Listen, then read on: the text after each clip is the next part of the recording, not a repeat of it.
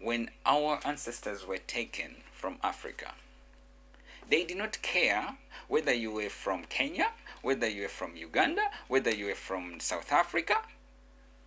As long as you were black, you were the same to them. So that means as soon as they felt like Africa had places to grab, that's why you see that every Western country tried to come to Africa. They did. They came to Africa and they divided Africa like food. Everybody got a piece of Africa. So wherever you were captured, you remained there.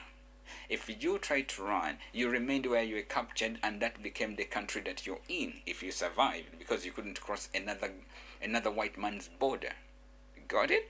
So now, once we are divided so much like that, what's the best way to win? Is you divide them and you conquer them. And they did a good job there. Let me give you an example. Let's talk about the United States or Australia. Australia is a very big continent. It's like a continent of its own. It's a continent and a country. So look at Australia. It's so big. Then look at America. America is big, but it's got states. And some of those states are even bigger than some of the countries in Africa that we are proud of. Look at, so let's say in Australia, in New South Wales. New South Wales is bigger than a lot of countries in Africa put together. But these guys were smart to see that why have too many small countries on one big rock? Why not have one? Call it one big country. So like Australia, it's one big country with states. Look at America. America is one big landmass with different states. That they would have divided them and said, this is my small country. Everyone in those states would have said, I want to be the president of this small piece of land with very hungry people, with people dying of malaria, and no technology is going to be coming out of that country. But imagine, okay, a country that is so small, and yet its GDP is even smaller than some of the athletes. Some of these guys are paid a lot of money that can feed half of Africa. And yet we have people who are proud to be president, to be this, which is good. It's good if we can get together. Now, I have an idea. I don't know if it's a dream, but it's something that I would love to. It will never happen in my lifetime. But if our kids can come through and maybe put some of the things in place, perhaps when we come back to a country or to something great. But because we are so disorganized, we'll come back in the same mess. And I'll talk to you guys about why I say we will come back. Because I'll be talking about spirituality, business, and now we're talking a bit about this guy because he annoyed me and I wasn't really happy because our people are hungry, our people are sick. Education is really, really good. But what are we educating our people? Are we still educating them false hope? Educating them that some guy came and discovered the river that's behind your grandmom's house? He discovered, that big mountain that is the other side of your place. He discovered it and gave it a name, and we studied that he found it. You lived in that same country. Why didn't you discover it? You waited for some guy to come discover it for you and give it a name. That is what we're educating people. Why not change that whole system?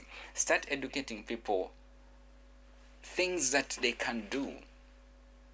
Because for me, learning about a guy who discovered who discovered the river, for example, for me to learn about somebody who discovered Lake Victoria, you want to tell me that Ugandans and Kenyans and I think it goes into Uganda, Kenya, and Tanzania. Yeah. Anyway, you want to tell me that those countries did not see that water, that big body of water. They didn't see it. They waited for some guy to discover it and then give it a name. And then we got so proud because they discovered it. And yet our ancestors used to catch fish there. So this is what I'm saying. We are educating ourselves. I don't know whether we're educating ourselves going backwards, or we're educating ourselves taking out what is sensible in us and putting in something that is not going to help you. If we start teaching technology, that would be something good. Let's teach our people about business, because the only language in this kind of environment is not war, it's business. If you can be innovative, if people from your small countries can be innovative and create things that can help, trust me, even your president will be very, very proud to say, okay, now today we're going for a union, or we're going for a meeting, and we're going for a global summit, whatever you want to call it. They will have something to talk about. But if they don't have anything to talk about, they are always left behind. And the best thing they can do is go back, borrow and borrow and borrow and borrow again, at the expense of your land. To me, that is something that we need to come out of. We are many, yes, but we are many for a reason. Africa became a test tube. People like him don't even realize that. I don't think he even knows it. He wouldn't be here. But he's so proud to bring policies that want to take yours. I don't know. So, education is good, but let's educate our people business. That is more important than teaching them who discovered the mountain behind your grandma's house. And if we don't really change how we educate people, and that's why you see that we've got a lot of scientists in different places. Kenya has some, a lot. Nigeria has some of the good doctors. Ghana has some of the best, because I live here in Australia, and most of the doctors I've met are from Ghana. Some are from Nigeria.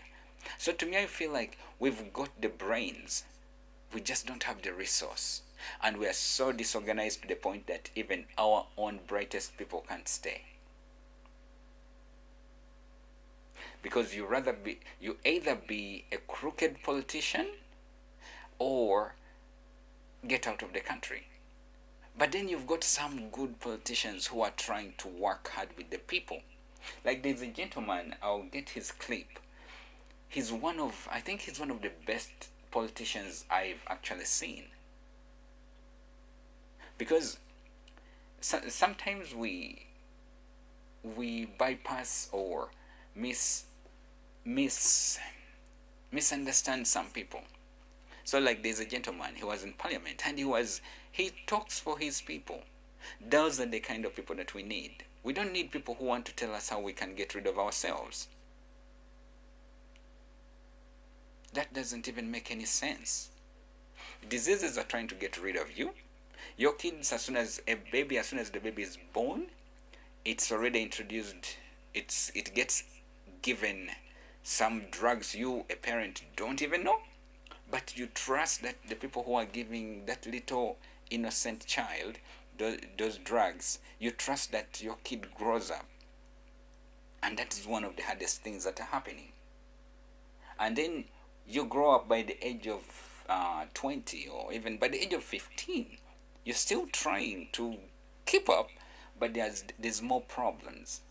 And you become a target of anything that can happen to you. So to me, educating our people is good. Buying bullets is not going to help. I know it will make you feel like you're strong enough to protect your country. Why not unite? All African nations unite as one. I know having to say that give up your presidential seat, that is like something that might never happen. But let's create a model where all African leaders come together and say, for us to help Africa we have everything, gold, diamonds, everything that can create any kind of technology is in Africa, but we just export it. And we're so good at doing that because we want to get a little bit of money, build a house here, build for my mom a house, and I'm proud I drive a Mercedes, and your people are hungry. The friends to your, just look at it this way, the friends to your grandparents are hungry, or your grandparents' grandkids are. Come on, I'm just breaking it down for you to understand that you might benefit, but your people are not. They're not. So why don't we try and educate our people? That's why I say I'm putting together a course that is going to help our people get at least to understand technology and do business online. That would be one of the best things to educate people now. You're already born, you're already here, so let's work hard. Like I said, the only way that we can win is in business.